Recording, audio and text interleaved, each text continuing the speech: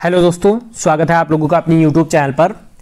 अभी तक हम लोगों ने अपने इस चैनल पर 7 मार्च 2022 को जो भी मैथ्स के क्वेश्चन पूछे गए थे DSSB DOE के अंदर, और 16 मार्च 2022 को जो भी 2 शिफ्ट में एग्जाम हुआ था, आफ्टरनून और इवनिंग, उसमें हम लोगों ने जो भी मैथ्स के क्वेश्चन पूछे गए थे उनको डिस्कस किया।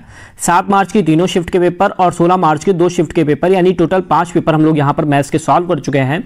आज का जो पेपर है ये हम लोगों का 20 मार्च का है। फर्स्ट शिफ्ट में जो भी क्वेश्चन मैथ के पूछे गए थे उनको डिस्कस करेंगे, और नेक्स्ट वीडियो में फिर हम लोग सेकेंड शिफ्ट के पेपर को डिस्कस करेंगे। तो ये 20 मार्च 2022 का DOE के एग्जाम में जो फर्स्ट शिफ्ट का पेपर है उसमें आप लोग पहला क्वेश्चन मैथ्स का देख पा रहे होंगे। 14 + 8 √ 3 का वर्गमूल पूछा गया है। तो इसको हम लोग सबसे पहले ऑप्शन से लगाने की कोशिश करते हैं। तो जैसे 14 बनाना है तो 9 और 5 14, ये ऑप्शन हमारा हो सकता है, इसको रख लेते हैं। 8 और 7 15, ये हमारा पहले कैंसिल हो गया। 8 6 14, ये हो सकता है, और 6 5 11, तो ये नहीं हो सकता, यानी B और D कैंसिल हो गए। A और B C में से हम लोगों का ऑप्शन हो सकता है। लेकिन अगर हम लोग इसका स्क्वायर करेंगे तो 9 और 5 14 बन जाएगा, लेकिन अगर आगे 8 √ 3 नहीं बनेगा, तो इसलिए ये वाला 8 और 6 से 14 बन जाएगा, और अंडर रूट में 3 भी बन जाएगा। जैसे कि यहाँ पे हम लोग करके भी देख लेते हैं। √8 + √6 का अगर स्क्वायर करते हैं तो ये बनेगा √8 का स्क्वायर, √8 का स्क्वायर प्लस √6 का स्क्वायर प्लस 2 √8 × √6, तो ये हो जाएगा 8 + 6 + 2 √48। अब इसको हम लोग लिख सकते हैं 8 + 6 + 2 √ 16 × 3, तो 16 हम लोगों का बाहर आ जाएगा, तो 4 दूनी 8 बन जाएगा, और √3 अंदर रह जाएगा, तो हम लोगों का बन जाएगा 14 + 8 √ 3, यानी ऑप्शन नंबर C सही हो जाएगा। अब बाकी इसको अगर आप लोग बेसिक मेथड से लगाना चाहते हैं तो बेसिक मेथड से लगाने का जो तरीका है, तो 14 को हम लोग 2 भागों में तोड़ देते हैं, जिसमें 8 + 6 + 8 √ 3। अब 8 को हम लोग √8 का स्क्वायर लिख सकते हैं, क्योंकि √8 का स्क्वायर 8 हो जाता है। 6 को हम लोग √6 का स्क्वायर लिख सकते हैं, और इसको हम लोग 2 × 4 × √3 लिख सकते हैं। तो अगर हम लोग देखेंगे तो यही चीज़ लिखी हुई है। जब ये 16 बाहर आएगा यानी 2 × 4 हो जाएगा, ऐसे ही ये यहाँ पर लिखा गया है, यानी कि ये हम लोगों का बन रहा है √8 + √6 का होल स्क्वायर। तो अब हम लोगों को वर्गमूल निकालना है √8 + √6 का होल स्क्वायर, तो ये वर्गमूल से बाहर हो जाएगा, यानी √8 + √6 हम लोगों का आंसर आ जाएगा। वैसे सबसे सरल तरीका आप लोगों का ऑप्शन से है, आप लोग ऑप्शन से तुरंत जल्दी से जल्दी आंसर दे सकते हैं। बाकी बेसिक मेथड ये है, जो भी हम लोगों की ये संख्या होती है उसको 2 भागों में तोड़ते हैं, और इस तरीके से तोड़ने की कोशिश करते हैं कि यहाँ पर भी हम लोगों के उसी तरीके से 8 √ 3 जैसे है यहाँ पे, तो 8 √ 3 बने। तो इसको हम लोगों ने कैसे तोड़ा, 8 और 6 में तोड़ दिया, तो ये हम लोगों का इधर हो गया 2 × 4 × √3। अगर 4 को हम लोग अंदर ले जाएंगे तो 48 हो जाएगा, 2 √48। तो यही हम लोगों को चाहिए था, यानी √8 + √6 का होल स्क्वायर हो गया। बाकी अगर आप लोग ऑप्शन से करेंगे तो ये एक बन रहा था 9 5 14, लेकिन इसमें आप लोगों का √3 नहीं बन पाता, इसीलिए ये ऑप्शन आप लोगों का गलत हो गया, और ये वाला ऑप्शन सही हो गया। बाकी दोनों ऑप्शन पहले से ही आप लोगों के गलत हो गए। तो ये पहला क्वेश्चन हो गया। अब हम लोग सेकेंड क्वेश्चन पर नजर डालते हैं। सेकेंड क्वेश्चन में कह रहा है कि 7800 को x, y तथा z में इस प्रकार बांटा जाता है कि x के हिस्से का 4 गुना, x जो है उसके हिस्से का 4 गुना, तो x में हम लोग 4 से मल्टीप्लाई कर देते हैं, x × 4, y के हिस्से का 6 गुना, y के में हम लोग 6 से गुणा कर देते हैं, z के हिस्से का 8 गुना के बराबर है। तो ये सब बराबर है, तो इनको बराबर कर देते हैं। ऐसा सेम क्वेश्चन हम लोग जो प्रीवियस क्वेश्चन हम लोगों ने डिस्कस किए हैं उसमें हम लोगों ने ऐसे सेम क्वेश्चन को डिस्कस किया था। तो हम लोगों ने वहाँ पर क्या किया था, इसको हम लोगों ने ऐसे लिख लिया था 4x = 6, y = 8z। अब हम लोगों ने इनके अनुपात बना लिए थे। अनुपात कैसे बनाए, तो x/y बना लिया, x/y क्या बना, 6/4 बना, y/z बना लिया, तो y/z क्या हम लोगों का बना, 8/6। अब हम लोग इसको डिवाइड कर देते, 2 × 8 2 × 6, यानी y/z बना हम लोगों का 4/3। अब y की वैल्यू यहाँ 4 है, y की वैल्यू यहाँ 4 है, यानी बराबर है। अगर बराबर नहीं होती तो वैल्यू हम लोग बराबर बनाते, लेकिन हम लोगों को पहले से ही वैल्यू बराबर मिल रही है, तो हम लोग x, y, z का अनुपात निकाल सकते हैं। x अनुपात y अनुपात z जो है हम लोगों का आया 6:4:3। तो जब हम लोग x, y, z का अनुपात निकाल चुके हैं, तो अब हम लोगों को y का हिस्सा पूछा गया। तो हिस्सा निकालने के लिए हमने क्या बताया था आपको कि टोटल जो राशि है, जैसे कि यहाँ 7800 है, उसमें y के अनुपात से मल्टीप्लाई करते हैं। जो भी हम लोगों से पूछा गया तो y से हम लोगों ने मल्टीप्लाई किया, अपॉन में जितना भी अनुपात होता है सबको जोड़ देते हैं। जैसे 6 4 10 3 13, तो ये हम लोगों का y का हिस्सा आ जाएगा। तो 13 6 78 600 और 6 चौक 2400, तो 2400 रुपये है जो है वो y का हिस्सा हो गया। अगर हम लोगों से x का पूछा जाता तो हम लोग 6 से मल्टीप्लाई करते, अगर z का पूछा जाता तो हम लोग 3 से मल्टीप्लाई करते। तो ये हम लोगों का क्वेश्चन हो गया, बिल्कुल सेम जैसा हम लोग क्वेश्चन डिस्कस कर चुके हैं, बिल्कुल वैसा ही क्वेश्चन है। कह रहा था y x के हिस्से का 4 गुना 4x हो गया, y के हिस्से का 6 गुना 6y हो गया, z के हिस्से का 8 गुना 8z हो गया। फिर हम लोगों ने इसके अनुपात को बदल लिया तो x बटे y निकाल लिया, 6 बटे 4 आया, y बटे z हम लोगों ने क्रॉस मल्टीप्लाई से निकाल लिया तो 8 बटे 6 आया। इसको हम लोगों ने सॉल्व कर लिया 4 बटे 3, इसलिए हम लोगों ने यहाँ पे डिवाइड किया जिससे हम लोगों को y की वैल्यू बराबर हो जाए। जब y की वैल्यू बराबर हो गई तो हम लोगों ने x y z का अनुपात निकाल लिया 6 4 3। जब y का ये हम लोगों को तीनों का अनुपात पता चल गया तो हम लोग y की राशि निकाल सकते थे, टोटल राशि into y upon x plus y plus z. तो y की जो हम लोगों की राशि आ गई 2400 रुपये आ गई, यानी कि जो हम लोगों का राइट आंसर हो गया ऑप्शन नंबर। नेक्स्ट क्वेश्चन हम लोगों का है, इसमें कह रहा है 3 कप पहले दूसरे तथा तीसरे में हम लोगों ने मान लिया एक कप A है, दूसरा कप B है और तीसरा कप C है, जिसमें अनुपात एक में 5:4 है, दूसरे में 4:3 है और तीसरे में 13:17 है। काफ़ी समझने वाला क्वेश्चन है ये। कह रहा पहले कप से 9 लीटर मिश्रण लिया जाता है और दूसरे कप से 21 लीटर मिश्रण लिया जाता है। तो पहले कप में अगर अनुपात 5:4 है और इसमें से अगर हम लोग 9 लीटर मिश्रण निकालेंगे तो दूध और पानी बराबर बराबर मात्रा में निकलेंगे। ऐसा तो है नहीं सिर्फ हम लोग दूध निकाल लेंगे और पानी छोड़ देंगे, या पानी निकाल लेंगे दूध छोड़ देंगे। तो यानी कि 5 और 4 के अनुपात में है तो पानी भी उतना ही निकलेगा। हमने मान लिया x1 निकला और दूध भी उतना ही निकलेगा और टोटल कितना क्वेश्चन में दिया है 9 लीटर निकाला। तो ये हो गया 9x1 बराबर 9, तो x1 बराबर 1 आ गया हम लोगों का। तो x1 की जब वैल्यू निकाल ली तो यहाँ से हम लोग दूध की वैल्यू निकाल सकते हैं। 5x1 थी तो ये 5 गुणे 1 हो गया यानी 5 आ गया। ये 4x1 थी तो 4 गुणे 1 हो गया यानी 4 आ गया। तो पहले जो A वाला था उसमें 5 लीटर दूध और 4 लीटर पानी हम लोगों का आ गया।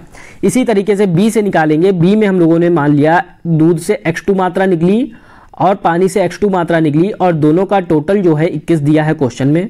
तो ये 7x2 हो गया, ये 21 के बराबर हो गया। तो x2 बराबर 21/7 यानी 3 आ गया। तो जब x2 की वैल्यू आ गई 3 तो हम लोग यहाँ से दूध की मात्रा निकाल सकते हैं 4x2 यानी 4 गुणे 3 यानी कि 12 लीटर। इसी तरीके से दूध की मात्रा निकाल सकते हैं 3x2 यानी 3 × 3 यानी कि 9 लीटर। तो अब हम लोगों ने A वाले पात्र में निकाल लिया 5 लीटर दूध 4 लीटर पानी, B वाले में निकाल लिया 12 लीटर दूध और 9 लीटर पानी।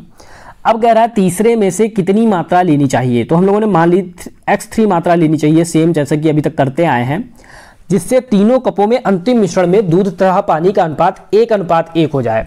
1:1 जब भी कहेगा तो आप लोग समझ जाएंगे कि बराबर हो जाए। 1:1 का हो जाए मतलब दूध और पानी बराबर बराबर मात्रा में हो जाए। तो बराबर बराबर मात्रा में हो जाएगा मतलब क्या है, दूध को हम लोग एक साइड जोड़ दें, पानी को एक साइड जोड़ दें और बराबर कर दें। जैसे यहाँ पे दूध है 5, इसको हम लोग यहाँ पे लिख देते हैं 5 और इधर दूध है 12, ये 5 था ये 12 था और ये हम लोगों का दूध है 13x3। इसी तरीके से ये हम लोगों का है 4 पानी, ये पानी है 9 और ये पानी है 17x3। अब हम लोग इसको कैलकुलेट कर लेते हैं 17 + 13x3 बराबर 9 × 4 = 13 + 17x3। तो अब हम लोग पक्षांतर कर देते हैं तो ये 17 - 13 बराबर 17x3 - 13x3। तो ये हम लोगों का आ जाएगा 17 में से 13 गया 14x3 बराबर 14। तो x3 बराबर 1 यानी x3 की वैल्यू अब हम लोगों को 1 पता चल गई। हम लोगों ने क्या माना था 13x3 पानी दूध निकाला जाए यानी 13 × 1 तो 13 लीटर दूध निकाला जाए। 17x3 पानी यानी 17 × 1 यानी 17 लीटर पानी निकाला जाए। तो कितनी टोटल मात्रा निकाली जाए यानी 13 और 17 को जोड़ देंगे तो टोटल मात्रा हम लोगों की आ जाएगी। तो 13 + 17 बराबर 30 यानी कि 30 लीटर पानी हम लोगों का निकाला जाए अंतिम मिश्रण से। तो दूध और पानी का अनुपात 1:1 हो जाएगा। कैसे हम लोगों ने क्वेश्चन किया, काफ़ी समझने वाला क्वेश्चन था। इसमें हम लोगों ने मान लिया A 5:4 है और जब हम लोग दूध या पानी निकालेंगे, जब हम लोग मिश्रण 9 लीटर मिश्रण निकालेंगे तो दूध और पानी बराबर बराबर मात्रा में निकलेंगे। ऐसा नहीं होगा कि सिर्फ हम लोग दूध निकाल लें या सिर्फ पानी निकाल लें। इसलिए हम लोगों ने मान लिया कि x1 लीटर जो है आपका दूध निकला और x1 ही आपका जो है पानी निकला। तो 5x1 + 4x1 बराबर टोटल हम लोगों को दिया था 9 लीटर निकाला, तो x1 की वैल्यू 1 हो गई। तो हमें पता चल गया कि 5 लीटर दूध निकाला और 4 लीटर पानी निकाला। इसी तरीके से B में हम लोगों ने x2 मान लिया इस और x2 से निकाला तो हम लोगों को पता चल गया 12 लीटर दूध और 9 लीटर पानी निकला यानी 12 × 9 = 21 लीटर हम लोगों का टोटल निकला, जो कि क्वेश्चन में दिया था। फिर हम लोगों ने इसमें मान लिया 13x3 निकाला और 17x3 निकाला। अब कह रहा है दूध और पानी का अनुपात 1:1 हो जाए, मतलब बराबर हो जाए। तो बराबर होने के लिए क्या कंडीशन होनी चाहिए, दूध को हम लोग एक साइड जोड़ दें, जो कि हमने जोड़ा 5 + 12 + 13 x3। अब पानी को हम लोगों ने एक साइड जोड़ा तो x3 की वैल्यू 1 आ गई। जब x3 की वैल्यू 1 आ गई तो सेम हम लोगों ने यहाँ पे वैल्यू रख के तो 13 लीटर दूध आ गया और 17 लीटर पानी आ गया। अब पूछा टोटल कितनी मात्रा निकाली जाए, यानी 13 लीटर दूध निकाला गया, 17 लीटर पानी निकाला गया, टोटल कितना हो गया 13 + 17 यानी 30 लीटर। तो क्वेश्चन नंबर 3 का आंसर हम लोगों का हो गया ऑप्शन नंबर बी। नेक्स्ट हम लोग देखते हैं क्वेश्चन नंबर 4। क्वेश्चन नंबर 4 में कह रहा है कि 1 वर्ष पहले एक शहर की जनसंख्या 18,000 थी। तो 1 वर्ष पहले 18,000 थी। 1 वर्ष में पुरुषों की जनसंख्या में 15% वृद्धि हुई, महिलाओं की संख्या में 10% की वृद्धि हुई, कुल जनसंख्या 13% की वृद्धि हुई। 1 वर्ष पहले अगर 18,000 थी और उसमें 13% की वृद्धि हुई, यानी 100 में हम लोग 13 जोड़ेंगे 113 हो गया बटे 100। अब 2 जीरो से 2 जीरो कैंसिल हो गए, ये हम लोगों का आ गया 180 × 113। तो ये हम लोगों की आ गई 13% वृद्धि होने के बाद जनसंख्या। अब कह रहा है कि पुरुषों की जनसंख्या में 15% की वृद्धि हुई। हम लोगों ने मान लिया पुरुषों की संख्या x थी, महिलाओं की संख्या में 10% की वृद्धि हुई। तो अगर टोटल हमारी जनसंख्या 18,000 थी, उसमें पुरुष x थे तो महिलाएं कितनी बची 18,000 - x। तो टोटल में से अगर हम पुरुष घटा देंगे तो महिलाएं आ जाएंगी। अब पुरुषों की संख्या में वृद्धि 15% हो रही है, यानी 100 में 15 जोड़ा 115 बटे 100। महिलाओं की संख्या में कितनी वृद्धि हो रही है 10% की, तो 100 में 10 जोड़ा 110 बटे 100। और दोनों का टोटल करने के बाद हमको पता चल रहा है कि टोटल कितनी वृद्धि हो रही 13%, और 13% हम लोगों ने निकाला कितना आया 180 × 113। तो ये हम लोगों का बन गया 180 × या हम लोग कैलकुलेशन को आसान करने के लिए हम लोग इसको 18,000 × 113 बटे 100 ही लिख देते हैं। तो हम लोगों ने देखा यहाँ भी अपॉन में 100, यहाँ भी अपॉन में 100, यहाँ भी अपॉन में 100, यानी सबके नीचे 100 है तो 100 100 100 कैंसिल हो गया। अगर हम लोग चाहें तो इसको सॉल्व करके करेंगे, काफ़ी लंबी कैलकुलेशन हो जाएगी। कैलकुलेशन को हम लोगों ने बचाने के लिए हम लोगों ने ऐसे ही इसको लिख दिया। तो ये हम लोगों का हो गया 115x, ये हो गया 18,000 × 110 माइनस 110x, 110 की हम लोगों ने दोनों से मल्टीप्लाई कर दी, बराबर 18,000 × 113। अब हम लोग कर देंगे पक्षांतर, तो 115 में से 110 गया तो बचा 5x, और यहाँ पर 18,000 × 113 दिया था पहले, इधर रही है, और ये इधर से इधर आएगा तो ये आप लोगों का इधर प्लस में था तो इधर माइनस में हो जाएगा 18,000 × 110। अब हम लोगों ने 18,000 कर लिया कॉमन, तो 18,000 जब कॉमन किया तो ये बना 113 - 110, ये 5x। तो x बराबर क्या हो गया 18,000 × 113 में से गया तो 3 बचा बटे 5। तो 5 से हम लोगों ने इसको डिवाइड किया, 5 तिया 15 बचा 3, 5 छक्का 30, 3600। तो x की वैल्यू आ गई 6 तिया 8, 3 तिया 9, 10,800। यानी कि 1 वर्ष पूर्व जो पुरुषों की संख्या हम लोगों ने मानी थी x, वो हम लोगों की है 10,800। क्वेश्चन में हम लोगों से पूछ रहा वर्तमान में शहर के पुरुषों की कुल संख्या कितनी है। तो अगर 1 वर्ष पहले 10,800 थी और 1 वर्ष में उसमें 15% की वृद्धि हुई, तो कितनी अब जनसंख्या हो गई वर्तमान में 10,800 × 15% यानी 115 बटे 100। तो 0 से 0 कैंसिल हो गया, 0 0 कैंसिल हो गया। 108 और 115 की गुणा करेंगे तो हम लोगों को आ जाएगा 12,420। तो वर्तमान जो पुरुषों की संख्या है वो 12,420 है। अगर महिलाओं की संख्या पूछी जाती तो हम लोग महिलाओं की संख्या निकाल देते घटा के और फिर उसमें वृद्धि कर देते हैं। तो इस क्वेश्चन को सॉल्व करने के लिए हमने क्या किया, हम लोगों से कह रहा था कि पुरुषों की संख्या तो हम लोगों ने मान ली x थी और उसमें 15% की वृद्धि हुई यानी 115 बटे 100 हो गया। महिलाओं की संख्या टोटल अगर हमारी 18,000 जनसंख्या थी तो उसमें से महिलाओं की संख्या बची 18,000 - x, तो उसमें 10% की वृद्धि हुई। कुल मिलाकर जो वृद्धि हुई वो 13% हुई। तो इसको हम लोगों ने 18,000 का 113% कर 113 बटे 100 कर दिया। इसको हम लोगों ने कैलकुलेट कर लिया। इसको हम लोगों ने यहाँ पे इसलिए नहीं कैंसिल किया जिससे हम लोगों की जो कैलकुलेशन है वो इजी हो जाए। सबके अपॉन में 100 था तो 100 से 100 हर जगह से कैंसिल हो गया। फिर हम लोगों ने इसको सॉल्व किया और इधर 18,000 × 110 इधर ले आए, माइनस में हो गया। 18,000 यहाँ भी था, 18,000 यहाँ भी था, 18,000 कॉमन कर लिया तो यहाँ से 113 बचा, यहाँ से 110 बचा, दोनों को घटाया 3 बचा और ये 5 इधर मल्टीप्लाई में था, इधर डिवाइड में आ गया। तो हम लोगों ने सॉल्व किया तो हम लोगों की वैल्यू आ गई 10,800। तो 1 वर्ष पहले जो पुरुषों की जनसंख्या हम लोगों ने मानी थी x, वो आ गई 10,800। अब वर्तमान पूछ रहा है तो 10,800 में 15% की वृद्धि होती है तो 15% की वृद्धि की तो 12,420 हम लोगों का आंसर आ गया, जो कि पुरुषों की वर्तमान संख्या है। यानी कि option number D question number 4 का राइट आंसर हो गया। नेक्स्ट जो क्वेश्चन है इसमें आप लोगों को एक दंड चित्र दिया गया है और इसमें आप लोगों से पूछा गया है कि S1, S2, S3, S4 तथा S6 द्वारा बेचे गए कलमों की संख्या।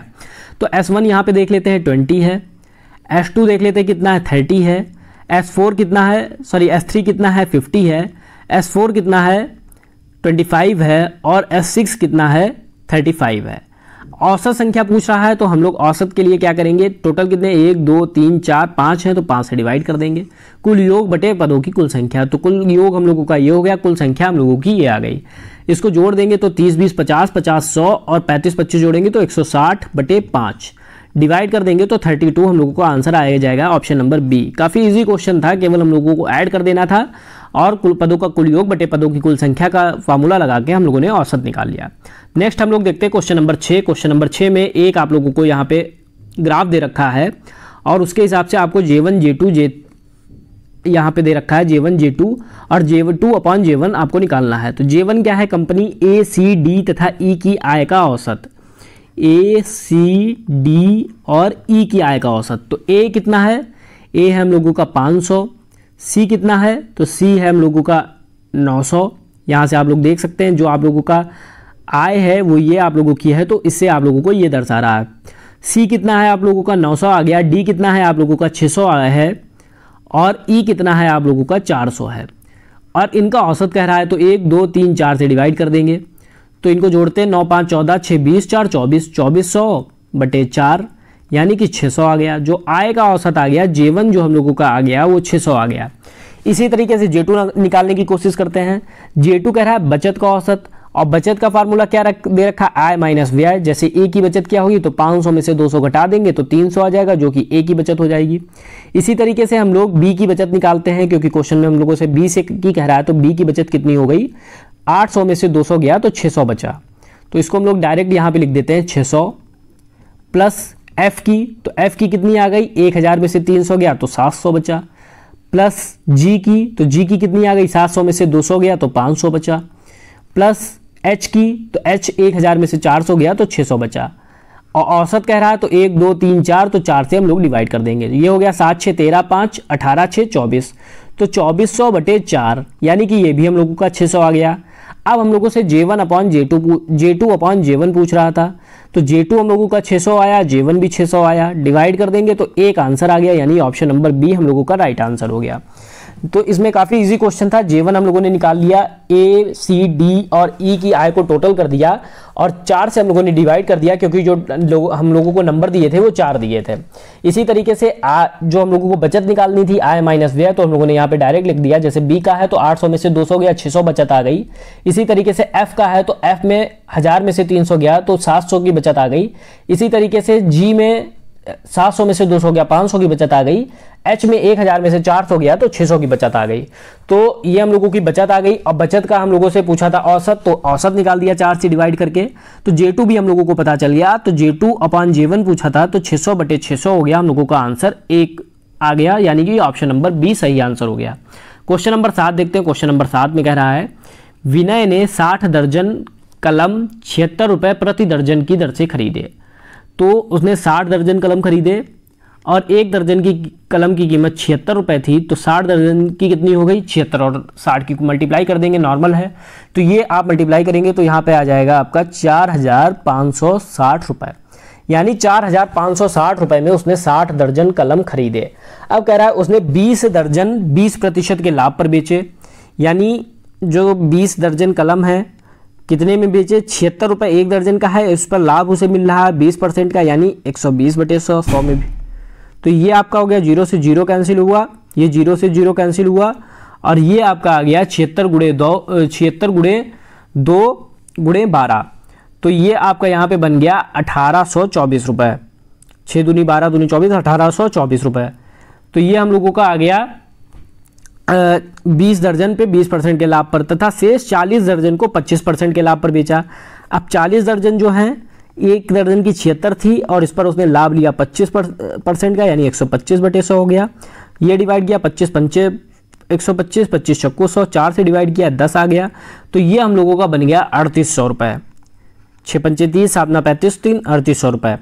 अब उसने 4560 में खरीदे थे और 20 को 1824 में बेचा और बचे हुए 40 को 3800 में बेचा, टोटल उसने कितने में बेचा, तो हम लोग इन दोनों को ऐड कर देंगे तो ये हम लोगों का आ जाएगा 5,624 रुपये। अब उसने 4,560 में खरीदा था, 5,624 में बेचा, तो कितना लाभ कमाया, तो अगर हम लोग 5,624 में बेचा, 4,560 में खरीदा था, तो हम लोग लाभ निकाल सकते हैं। तो इनको हम लोगों ने माइनस किया तो ये हम लोगों का आ गया 1,064 रुपये। तो 1,064 रुपये का लाभ हुआ, तो लाभ बटे क्रय मूल्य कितना था, 4,560 गुणे 100, तो 0 से 0 कैंसिल हो गया, 456 से 1,064 को डिवाइड करेंगे तो आ जाएगा 2.33, तो 2.33 इंटू 10, तो ये हम लोगों का बन गया 23.3%, जो कि ऑप्शन नंबर बी हम लोगों का राइट आंसर हो गया। काफ़ी इजी क्वेश्चन था, अगर आप लोग जितना क्वेश्चन में कह रहा है उतना ही करते जाएं आप लोगों का आंसर आ जाएगा। जैसे 60 दर्जन उसने खरीदे थे 76 रुपये प्रति दर्जन से, तो 4,560 में खरीदे थे। अब उसने 20 दर्जन जो है, तो हम लोगों ने 20 से कैलकुलेट किया, एक की कीमत 76 थी तो 76 लिख दिया, और उससे लाभ कितना 20% का हो रहा था, यानी 100 + 20/100 यानी 120/100 हो गया, तो 1824 हो गया। इसी तरीके से दूसरे पर 25%, तो 40 बचे हुए दर्जन थे, उसमें 76 पर 125/100 कर दिया, तो 3800 आ गया। दोनों को ऐड किया तो 5,624 रुपये हम लोगों का विक्रय मूल्य आ गया। 5,624 में बेचा है, 4,560 में खरीदा है, तो 1,064 का लाभ कमाया है। तो लाभ बटे क्रय मूल्य गुणे 100 लाभ परसेंट का फार्मूला होता है, इसको हम लोगों ने यहाँ पे अप्लाई कर दिया, तो 23.3% हम लोगों का आंसर आ गया है, यानी ऑप्शन नंबर बी हम लोगों का राइट आंसर हो गया। नेक्स्ट हम लोग देखते हैं क्वेश्चन नंबर 8। क्वेश्चन नंबर 8 में कह रहा है कि एक वृत्त की परिधि 220 सेंटीमीटर है, तो वृत्त की परिधि 220 सेंटीमीटर है, यानी 2 × 22/7 गुणे r बराबर 220। ऐसे क्वेश्चन हम लोग सॉल्व कर चुके हैं। वृत्त की परिधि का फार्मूला होता है 2πr, तो 2πr को हम लोगों ने यहाँ बाई की वैल्यू पर रख दी 22/7, r पता नहीं था तो r को ऐसे रख दिया, 22 से इसको कैंसिल किया तो 22 एकम 22 ये कट गया, 2 से काटा तो 2 पंचे 10 हो गया, r बराबर 35 सेंटीमीटर हम लोगों की त्रिज्या आ गई। तो जब त्रिज्या पता चल गई, अब कह रहा है वृत्त की परिधि एक आयत के परिमाप के बराबर है जिसकी लंबाई वृत्त की त्रिज्या से 25 सेंटीमीटर अधिक है। तो आयत की लंबाई क्या है, वृत्त की त्रिज्या से 25 सेंटीमीटर अधिक है, तो वृत्त की त्रिज्या 35 थी, इससे 25 सेंटीमीटर अधिक है, यानी 60 सेंटीमीटर हो गई। बी, और तो हम लोगों को चौड़ाई के बारे में कुछ दिया नहीं है, तो चौड़ाई हम लोग मान लेते हैं बी है। अब कह रहा है वृत्त की परिधि एक आयत के परिमाप के बराबर है, परिधि कितनी थी 220 थी। आयत के परिमाप का फार्मूला क्या होता है, 2 ब्रैकेट में लंबाई प्लस चौड़ाई, तो लंबाई हम लोगों को पता है 60, चौड़ाई पता नहीं है, तो बी की बी रख देते हैं और 220 के इक्वल कर देते हैं। तो ये आप इसको डिवाइड करते हैं, ये 110 हो जाएगा, तो 110 बराबर 60 + b, तो b बराबर 110 - 60, तो b बराबर 50 सेंटीमीटर। अब हम लोगों को पता चल गई चौड़ाई और पता चल गई लंबाई, तो अब हम लोग आयत का क्षेत्रफल निकाल लेते हैं। तो क्षेत्रफल का फार्मूला क्या होता है, हम लोगों ने बात की थी लंबाई गुणे चौड़ाई, तो लंबाई हम लोगों की है 60 गुणे चौड़ाई हम लोगों की है 50, तो हम लोगों का आ गया 3000 सेंटीमीटर स्क्वायर। तो अब हम लोगों को क्षेत्रफल पता चल गया। अब क्वेश्चन में कह रहा है क्षेत्रफल का आधा भाग क्या होगा, तो टोटल क्षेत्रफल अगर 3000 है तो 3000 का आधा क्या होगा, तो 1500 सेंटीमीटर स्क्वायर होगा। तो काफ़ी सिंपली हम लोगों ने इसको सॉल्व कर लिया, हम लोगों का आंसर आ गया ऑप्शन नंबर ए। सबसे पहले हम लोगों को 2πr दी थी वैल्यू 220, हम लोगों ने r कैलकुलेट कर ली 35 सेंटीमीटर। अब क्वेश्चन में कह रहा है त्रिज्या से 25 सेंटीमीटर अधिक है आयत की लंबाई, तो हम लोगों ने आयत की लंबाई निकाल ली 60 सेंटीमीटर। चौड़ाई हमारी पता नहीं थी, इसलिए हम लोगों ने इसको b मान लिया। अब वृत्त की परिधि आयत के परिमाप के बराबर है, तो हम लोगों ने इसको रख दिया और b को कैलकुलेट कर लिया। अब हम लोगों को लंबाई और चौड़ाई पता चल गई, तो आयत का क्षेत्रफल लंबाई गुणे चौड़ाई से निकाल लिया, तो 3000 सेंटीमीटर स्क्वायर हो गया। अब इसका आधा भाग पूछ रहा था, तो 3000 का आधा होता है 1500, तो 1500 सेंटीमीटर स्क्वायर आंसर हो गया ऑप्शन नंबर ए। नेक्स्ट हम लोग देखते हैं क्वेश्चन नंबर 9। इस टाइप के जितने भी क्वेश्चन होते हैं उनको हम लोग लास्ट से सॉल्व करने की कोशिश करते हैं, जैसे कि ये जो क्वेश्चन है हम लोग यहाँ से सॉल्व करेंगे इसको। तो इसको हम लोग यहाँ पे लिख लेते हैं 1/5 - 1/3 - 1/। अब ये इसको हम लोग सबसे पहले सॉल्व करेंगे, तो एलसीएम लेंगे 5 को 20 और 20 में से 1 गया 19, 19/4, तो ये हम लोगों का बन गया 19/4। सबसे पहले इसको सॉल्व किया। अब क्या होता है, जो बटे का बटा है ये ऊपर चला जाता है यहाँ पर, तो जब ये यहाँ पर चला जाएगा तो हम लोगों का ये बन जाएगा 1/5 - 1/3 - 4/19। अब हम लोग इसको सॉल्व करेंगे, तो इसको सॉल्व करेंगे तो 19 एलसीएम लेंगे, 19 तिया 57 हो जाएगा और 57 में से 4 जाएगा तो 53 बचेगा। इसको भी हम लोग यहाँ पे नोट डाउन कर देते हैं, 1/5 माइनस 1 इसका हम लोगों ने एलसीएम लिया 19 तिया 57 और 57 में से 4 गया 53, तो 53/19, फिर बटे का बटा हो गया, ये यहाँ चला जाएगा तो 1/5 माइनस 19/53। अब हम लोग इसका एलसीएम लेते हैं, तो इसका एलसीएम लेंगे तो ये हम लोगों का हो जाएगा 1/5 या 15, 55 25 1 26 265 माइनस 19/53, फिर ये अपॉन हो गया तो ये ऊपर चला जाएगा तो 53/265 में से घटाएंगे तो 15 में से 9 गया 6 4 2 246, 53/246 आंसर हो जाएगा। जब भी आप ऐसा क्वेश्चन देखेंगे तो लास्ट से सॉल्व करने की कोशिश करेंगे। आखिरी में हमने क्या किया, 5 माइनस 1/4 को सॉल्व किया, ये 19/4 हो गया, 19/4 हो गया तो ये 4 अपॉन में था, ये ऊपर चला गया तो 4/19 हो गया। फिर हम लोगों ने इसको सॉल्व किया तो ये हम लोगों का बन गया 19/53। तो अब हम लोग 53 को ऊपर ले जाएंगे और इसको हम लोगों ने कैलकुलेट कर लिया तो 53/246 आंसर हो गया है। कोई भी क्वेश्चन है लास्ट से करेंगे और बटे का बटा ऊपर चला जाएगा, इतना आप लोगों को याद रखना है। तो क्वेश्चन नंबर 9 हो गया। आप क्वेश्चन नंबर 10 देखते हैं। क्वेश्चन नंबर 10 में कह रहा है एक निश्चित राशि कह रहा है, तो हम लोगों ने मान ली P थी। साधारण ब्याज की दर से 10 वर्षों में, समय 10 है तो T वर्ष हो गया, T बराबर 10 वर्ष हो गया।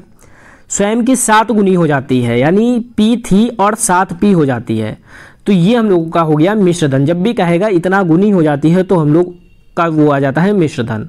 अब मूलधन पता है, मिश्रधन पता है, तो ब्याज निकाल सकते हैं। तो ब्याज का फार्मूला होता है मिश्रधन माइनस मूलधन। तो मिश्रधन हम लोगों को पता है 7P, मूलधन पता है P, तो 6P हम लोगों का आ गया ब्याज। तो साधारण ब्याज का फार्मूला हम लोग कई बार बात कर चुके हैं, ब्याज बराबर मूलधन गुणे दर। दर पता नहीं है तो दर को R लिख लेते हैं, समय 10 दिया गया है तो समय को 10 लिख लेते हैं। इसको ये कैंसिल कर देते हैं तो P से P कट जाता है तो R बराबर आ जाता है 60%। तो अब हम लोगों को दर पता चल गई है। अब क्वेश्चन में कह रहा है 20 वर्षों में साधारण ब्याज की समान दर से वह स्वयं की कितनी गुनी हो जाएगी। तो अब हम लोगों को टाइम दिया है 20 वर्ष, पहले 10 था अब 20 वर्ष कह रहा है, तो 20 वर्ष में कितना गुनी हो जाएगी। तो राशि हम लोगों को मालूम है P, दर हम लोगों को पता चल गई 60 अभी निकाली है और समय 20 दिया है तो 20/100। इसको सॉल्व कर लेंगे, ये 0 0 कैंसिल हो जाएगा तो ये आ जाएगा 12P। अब हम लोगों को पता चल गया ब्याज जो है वो आया 12P। अब कह रहा है कितना गुनी हो जाएगी, यानी कि मिश्रधन पूछ रहा है। हमने कहा जब भी गुने की बात होगी तो वो मिश्रधन होता है। तो मिश्रधन बराबर क्या होता है, मूलधन प्लस ब्याज। एक ही फार्मूला है ये वाला फार्मूला और ये फार्मूला एक ही है, केवल पक्षांतर करके लिख दिया गया है। तो मूलधन हम लोगों का P है, ब्याज 12P आया है, तो टोटल हो गई 13P। अब पहले हमारी राशि P थी, अब 20 वर्षों 13P हो रही है, यानी कितने गुना हो रही, 13 गुना हो रही है। Option number C right answer हो जाएगा। हम लोगों ने सबसे पहले मूलधन मान लिया P। अब मूलधन का 7 गुना राशि हो रही थी तो 7P हो रही थी, और जितने गुना होती है वो हमारा होता है मिश्रधन। और तो ब्याज निकाला था तो मिश्रधन में से मूलधन घटाया, 7P में से P घटाया, 6P हम लोग का ब्याज आ गया। ब्याज बराबर मूलधन गुणे दर गुणे समय बटे 100 का फार्मूला लगाया तो R बराबर 60 आ गया। अब कह रहा है समान दर से, यानी R हमारी 60 रहेगी 20 वर्षों में, यानी T हमारा 20 वर्ष हो गया, कितने गुना हो जाएगी। तो हम लोगों ने ब्याज निकाल लिया, ब्याज हम लोगों का आ गया 12P। अब कह रहा है कितने गुना हो जाएगी, यानी मिश्रधन पूछा है तो मिश्रधन बराबर मूलधन प्लस ब्याज, तो P प्लस 12P यानी 13P हो गया। तो कितने गुना हो जाएगी, तो P का 13 गुना हो जाएगी, यानी कि आंसर हम लोगों का जो राइट हो जाएगा वो C वाला सही हो जाएगा। तो क्वेश्चन नंबर 10 का ऑप्शन C सही हो गया। नेक्स्ट देखते हैं क्वेश्चन नंबर 11। क्वेश्चन नंबर 11 में इकाई का अंक पूछ रहा है। काफ़ी बार हम लोग इस क्वेश्चन को डिस्कस कर चुके हैं, लगभग हर पेपर में ऐसा क्वेश्चन आया है। तो हमने क्या बताया था, जो घात है उसको हम लोग 4 से डिवाइड करते हैं, तो ये आप लोगों का यहाँ पर शेषफल आ गया 2। इसी तरीके से 4 को 56 से डिवाइड करेंगे तो ये 14 हो जाएगा, 56 यहाँ पे आपका शेषफल आ गया 0। फिर 4 से 25 को डिवाइड करेंगे तो ये 6 बार में जाएगा और यहाँ पर शेषफल आ गया 1। तो जब शेषफल आता है तो वो घात बन जाती है, लेकिन जब शेषफल 0 आता है तो आपकी घात 4 हो जाती है, यह आपको याद रखना है। तो 23 है तो इकाई की अंक की बात कर रहा है तो 3 मान लेते हैं, 3 की घात 2, गुणे 52 है तो 2 की घात 4, क्योंकि यहाँ पर 0 शेषफल हो रहा था, 0 जो है 4 में कन्वर्ट हो जाता है।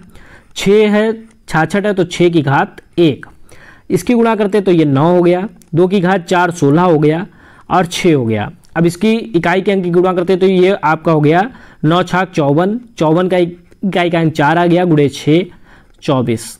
24 के इकाई का अंक 4 हो गया, यानी ऑप्शन ए हम लोगों का राइट हो गया।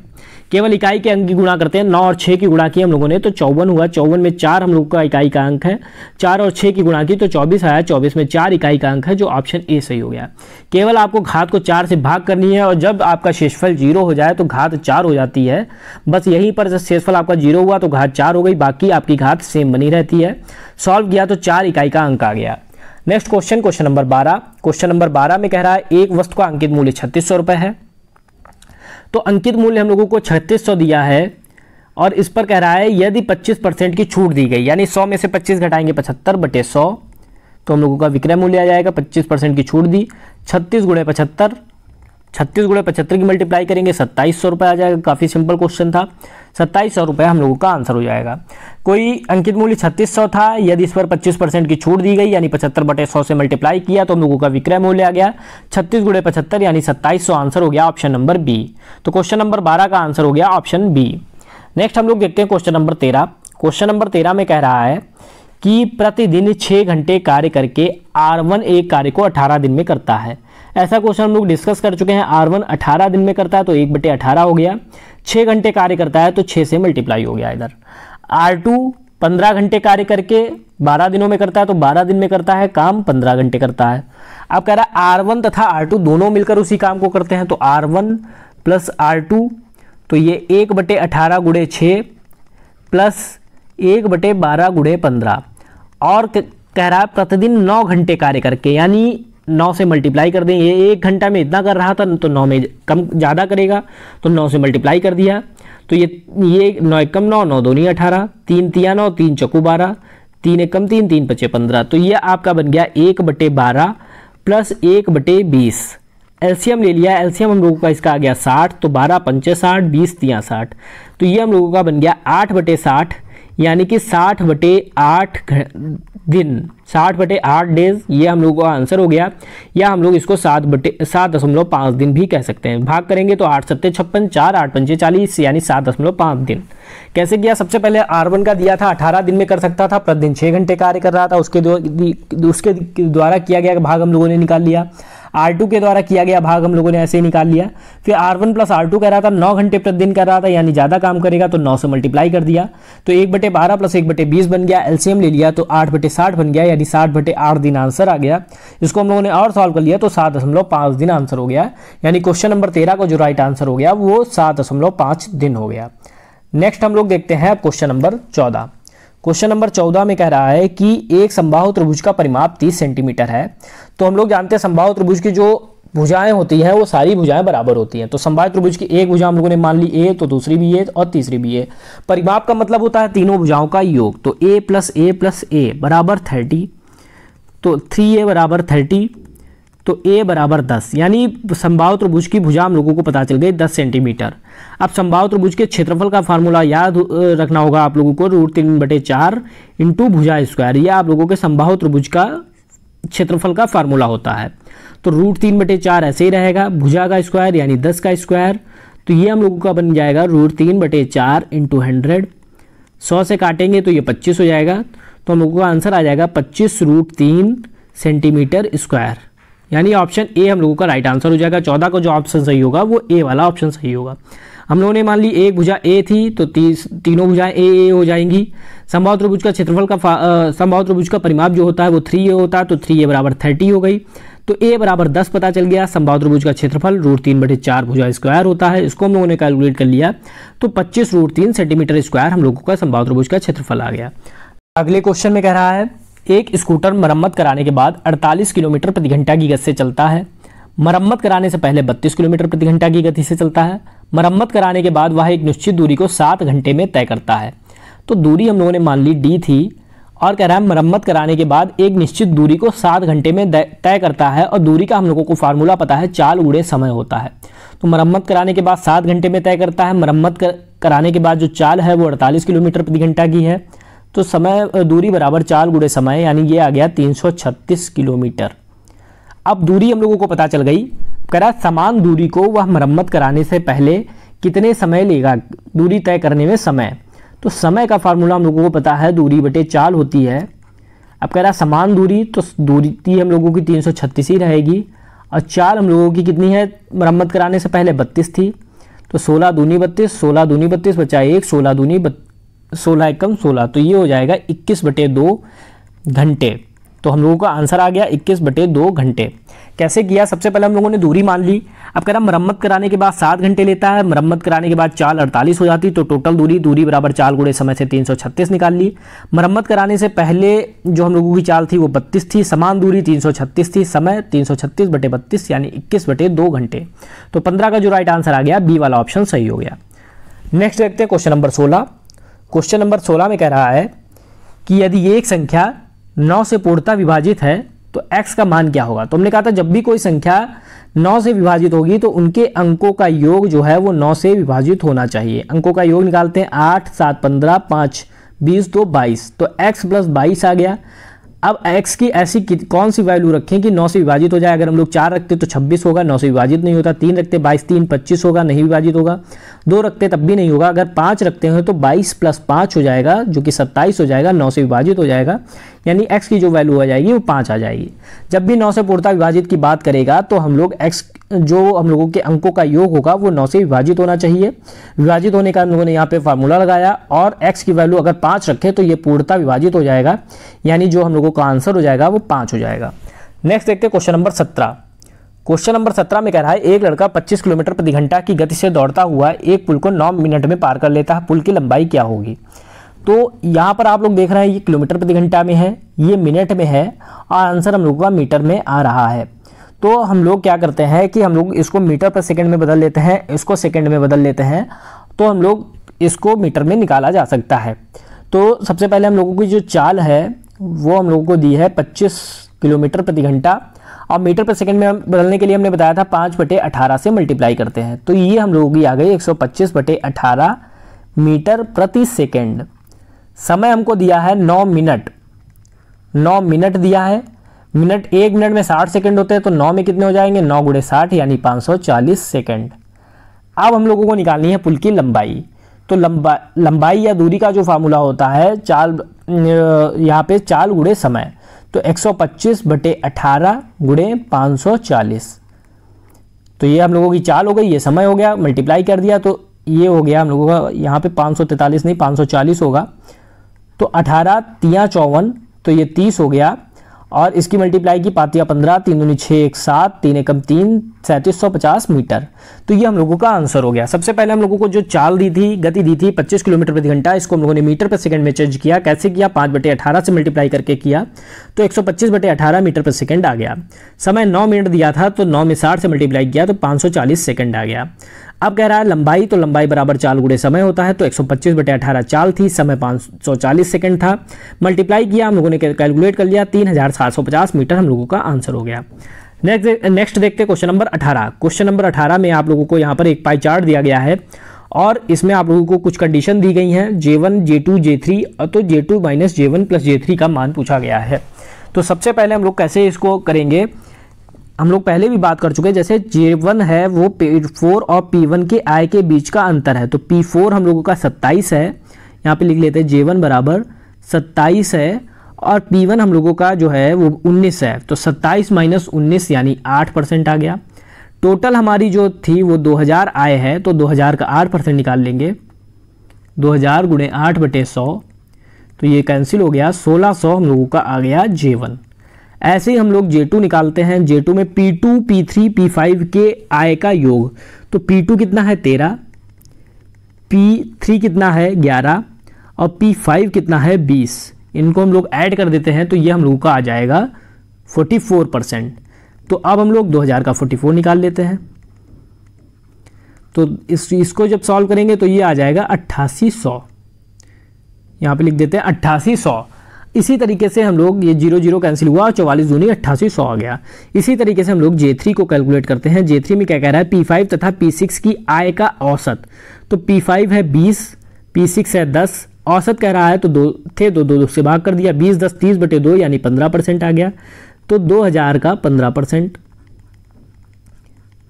बिल्कुल ऐसे क्वेश्चन हम लोग काफ़ी बार डिस्कस कर चुके हैं, तो ये आ गया हम लोगों का 3000। अब कह रहा है J2 - J1 + J3, तो J2 कितना है 8800 माइनस J1 कितना है 1600, J3 कितना है 3000। तो इसको हम लोगों ने सॉल्व किया, ये 8800 माइनस 4600, तो आंसर हो गया 4200। तो 4200 हम लोगों का आंसर डी वाला सही हो जाएगा। सबसे पहले J1 कह रहा था P4 माइनस P1, तो हम लोगों ने निकाल लिया। J2 कह रहा था P2 plus P3 plus P5, तो हम लोगों ने इसको निकाल लिया। J3 औसत कह रहा था, हम लोगों ने औसत निकाल के कैलकुलेट कर लिया। ये 1600 आया, 8800 आया, 3000 आया। अकॉर्डिंग टू क्वेश्चन हम लोगों ने कैलकुलेट कर दिया, तो 4200 हम लोगों का आंसर हो गया। नेक्स्ट देखते हैं क्वेश्चन नंबर 19। क्वेश्चन नंबर 19 कह रहा है यदि एक वर्ग की भुजा को 35% बढ़ाया जाता है तो उसके परिमाप में कितने प्रतिशत की वृद्धि होगी। अब आप चाहे तो इसको ए मान के भुजा ए मान के भी सॉल्व कर सकते हैं, लेकिन ए मान के अगर सॉल्व करेंगे तो आप लोगों को जो है फ्रैक्शन में आ जाएगा, फिर आप लोगों को कैलकुलेशन थोड़ी ज़्यादा हो जाएगी। हम लोग मान लेते हैं वर्ग की भुजा 100 थी, 100 सेंटीमीटर हम लोगों ने वर्ग की भुजा मान ली। और तो अगर 100 थी तो उसका परिमाप कितना होता है 4 गुणे भुजा, तो परिमाप पहले था 400। अब कह रहा है कि 35% बढ़ा दिया जाता है, तो 135, 100 में 35 जोड़ा बटे 100। अब भुजा कितनी हो गई 135 हो गई। अब हमारा परिमाप कितना आ गया 4 गुणे 135, 4 इंटू भुजा। तो अब हम लोगों का जो परिमाप हो गया ये 5 को 20, 4 तिया 12, 13 14, 4 एकम 1, 4, 540 सेंटीमीटर। पहले था 400 सेंटीमीटर, अब हो गया 540 सेंटीमीटर। कह रहा है कितने प्रतिशत की वृद्धि हुई, तो पहले 400 था अब 540 हुआ। अगर हम लोग 540 में से 400 घटा देंगे तो वृद्धि पता चल जाएगी। तो वृद्धि हम लोगों की आ जाएगी 140। तो अब 140 की वृद्धि हुई, किससे वृद्धि हुई 400 से हुई, तो 140 बटे 400 गुणे 100। इसको कर दिया, 4 तिया 12 बचा 2, 4 पंचे 20, यानी 35% की वृद्धि हुई। सबसे पहले हम लोगों ने भुजा मान ली 100, चाहे आप भुजा ए मान सकते हैं, हम लोगों ने भुजा मानी 100। तो अब कह रहा है 35% की वृद्धि, तो 35% की वृद्धि होने के बाद भुजा हो गई 135।